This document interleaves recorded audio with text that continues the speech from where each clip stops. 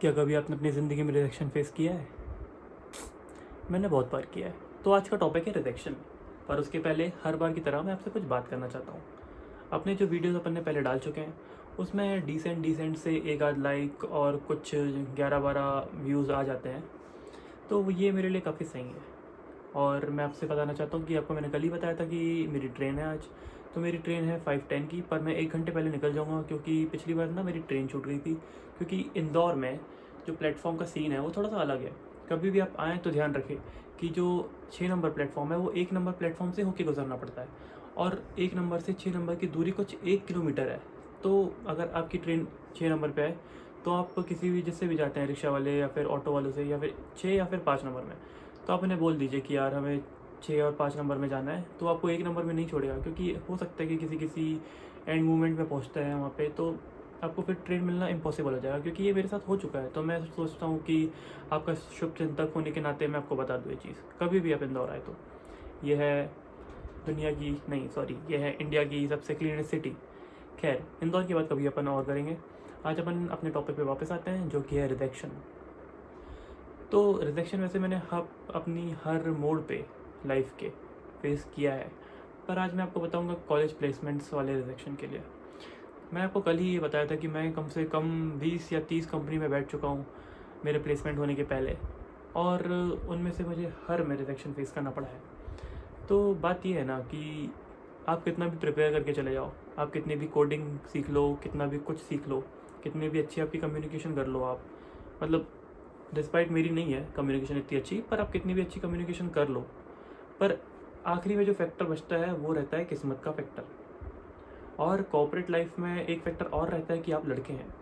अगर आप लड़के हैं तो आपकी वैल्यू कम है, बहुत कम। अगर आप लड़की हैं तो आपके सिलेक्शंस के चांस बहुत ज़्यादा है, और लड़के हैं तो रिजेक्शन के चांस बहुत ज़्यादा है। वैसे लड़कों को तो एज़ कम्पेरेटिवली गर्ल्स ज़्यादा रिजेक्शन फेस करना पड़ सकता है, क्योंकि एक रिजेक्शन वो भी होता है ना जिसमें वो प्रपोज कर देते हैं और लड़की मना कर देती है, ये सब ठीक है, ये सब बात की बात है। पर बात ये है कि मैंने कम से कम 30 कंपनी में तो बैठा हूँगा, और उनमें मुझे रिजेक्शन फेस करना ही पड़ा। कभी किसी मोड पे रिजेक्शन, कभी किसी राउंड पे रिजेक्शन, कभी पेपर ही नहीं निकलते थे, कभी पेपर निकल जाते थे तो एचआर राउंड में, कभी ग्रुप डिस्कशन में, कभी टेक्निकल राउंड में, कभी इंटरव्यूज़ में। भाई इतने रिजेक्शन फेस करा हूँ ना मैंने। आखिरी में मेरा एक कंपनी का इंटरव्यू था, मैं उसका नाम डिस्क्लोज़ नहीं करना चाहता, तो उसका इंटरव्यू था।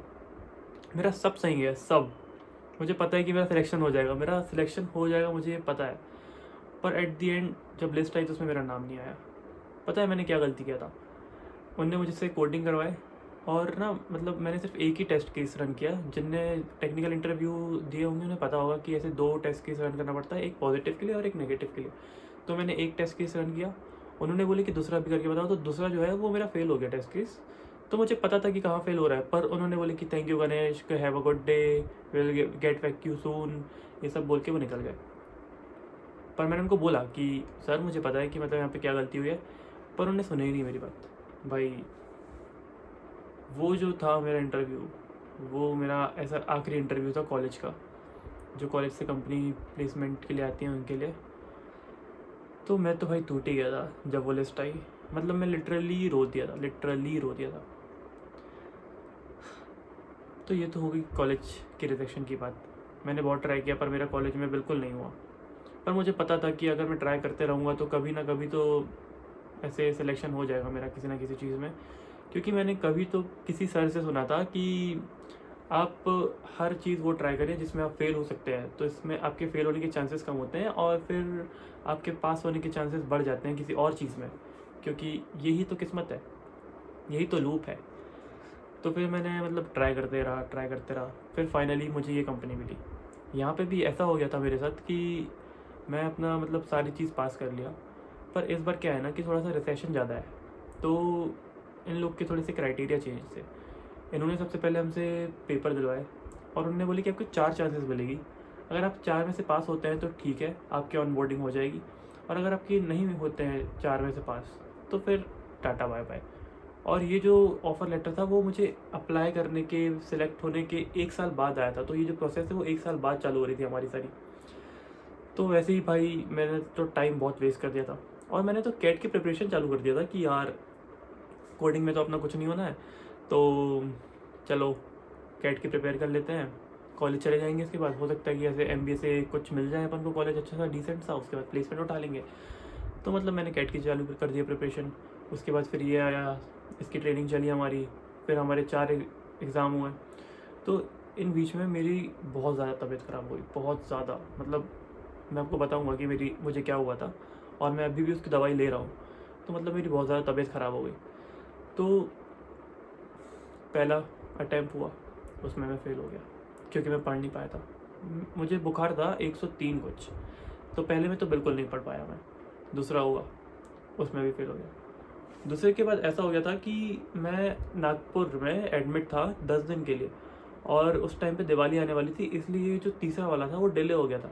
तो पता नहीं ये मेरी किस्मत अच्छी कह लो या फिर बुरी, तो ये डिले हुआ, इसके कारण मेरा 3rd अटैम्प्ट निकला है, 3rd अटैम्प्ट। और लिटरली मैं बताऊँ, जब मेरा 3rd अटैम्प्ट निकला ना, तो मुझे कॉन्ग्रेचुलेशंस का मेल आया। तो मेरी ऐसे हार्ट बीट तेज़ हो गई भाई, हार्ट बीट तेज़ हो गई, और मैं लिटरली रो रहा था भाई, रो रहा था कि ऐसे भाई पास हो गया फाइनली। क्योंकि लास्ट अटैम्प्ट में बहुत ज़्यादा प्रेशर बढ़ जाता है यार, मैं नहीं कर पाता इतना प्रेशर हैंडल। हो सकता है मैं नहीं कर पाता, क्योंकि मैंने बड़े बड़े प्रेशर हैंडल किया, पर नहीं कर सकता था मैं, क्योंकि मैंने घर वालों को बता दिया कि भाई मेरे प्लेसमेंट हो गया है, मुझे जाना है, ये सब मैंने बता दिया। और जब मैंने तीसरा पेपर दिया था, तब भी मुझे 103 या 104 बुखार था उस टाइम पे। ऐसे पसीने टपक रहे हैं मेरे, बुखार के बाद जो मैंने दवाई खाया तो पसीने टपक रहे हैं, और मैं एग्ज़ाम दे रहा हूँ। और एग्ज़ाम ऐसे होते हैं कि सामने इन्विजिलेटर बैठा रहता है, डिस्पाइट कि ये ऑनलाइन एग्ज़ाम होते हैं, पर ऐसे सामने इन्विजिलेटर बैठा रहता है। पर मैंने आपको बताया ना कि कितने भी फेल हो जाओ तुम जहाँ पे पास होना चाहते हो, तुम वहाँ पे पास हो जाओगे। बस थोड़ा सा भरोसा रखना, थोड़ा सा सब्र रखना हर चीज़ के लिए। ये बहुत ज़रूरी चीज़ है कि तुम थोड़ा सा सब्र रखो अपनी ज़िंदगी में। बस यही बात थी, यही कहानी थी मेरी। फिर मेरी ऑनबोर्डिंग हो गई, फिर मैं आपको ऑनबोर्डिंग की कहानी कभी और सुनाऊंगा। अभी तो मुझे टाइम हो रहा है, दिल्ली जाना है। दिल्ली से मुझे काफ़ी सारी चीज़ें लेके आना है, क्योंकि बात यह है ना कि मेरा जो ट्राईपॉड है वो भी टूट गया है, तो ट्राईपॉड भी लेना है। और अभी मैं गोवा जाने वाला हूँ, तो उसके कपड़े भी लेना है। बात यह है।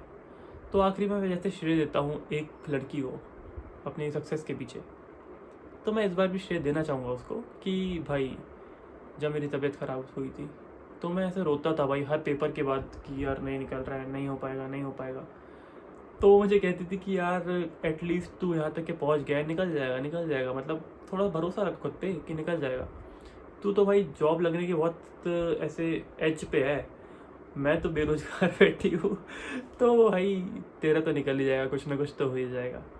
तो मैं हर बार ट्राई करता हूँ कि भाई मैं उसको क्रेडिट दूँ, क्योंकि सही में उसने मेरी लाइफ में बहुत ज़्यादा रोल निभाई है हर चीज़ में, मुझे आगे बढ़ने में।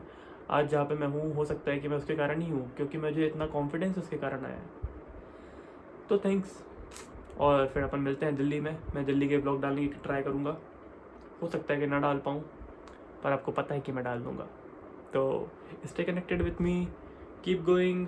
और रिजेक्शन तो सबको मिलता है, पर ट्राई करते रहना, हमेशा हमेशा ट्राई करते रहना, रुकना नहीं भाई, कभी रुकना नहीं। ठीक है, बाय बाय।